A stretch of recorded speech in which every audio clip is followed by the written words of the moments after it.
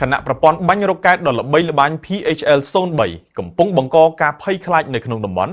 ចិននៅមានប្រព័ន្ធបាញ់រ៉ុកកែតត្រកូល PHL មួយប្រភេទទៀតដែលសុទ្ធសឹងតែមានឥទ្ធិពលនិងមានសមត្ថភាពធ្វើឲ្យសត្រូវខ្លាចរអា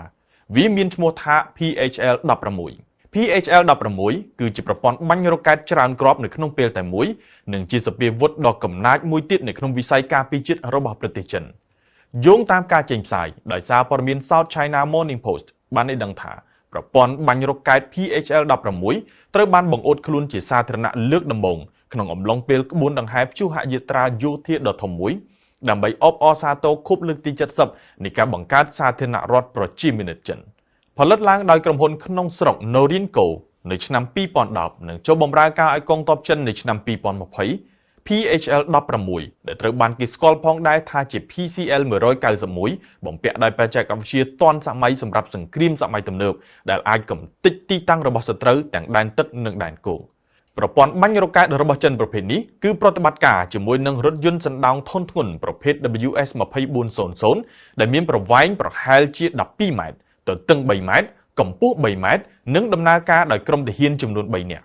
PHL-16 មានបំពង់បាញ់គ្រាប់រ៉ុកកែតសរុបចំនួន8បំពង់នៅលើរថយន្តតែមួយ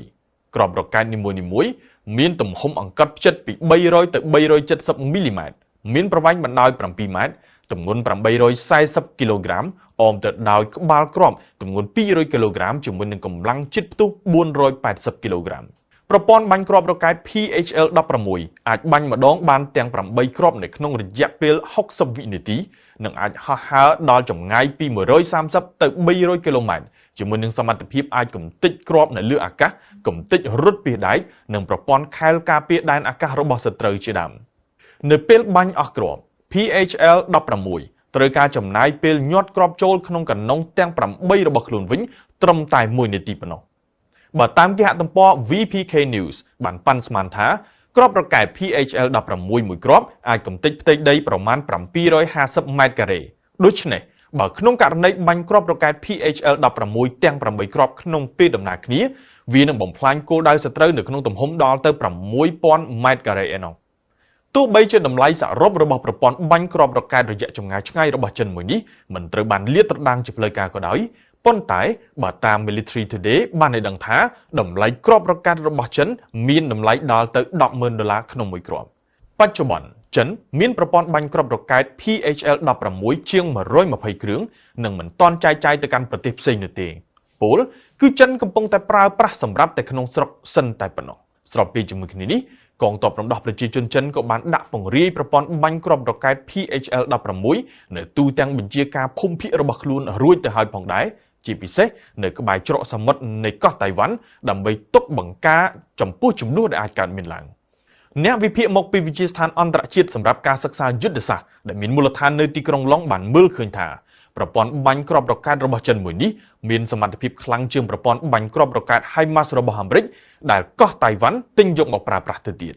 ប្រព័ន្ធបាញ់គ្រាប់រ៉ុកកែត HIMARS របស់អាមេរិកមានបំពង់បាញ់ត្រឹមតែ6បំពង់ខណៈគ្រាប់រ៉ុកកែតនីមួយៗរបស់វាមានអង្កត់ផ្ចិតត្រឹមតែជាង200មីលីម៉ែត្រនិងមានតម្លៃពី$10,000ទៅ$16,000ក្នុងមួយគ្រាប់មានតម្លៃថ្លៃជាងប្រព័ន្ធបាញ់គ្រាប់រ៉ុកកែត PHL-16 របស់ចិនក៏ពិតមែន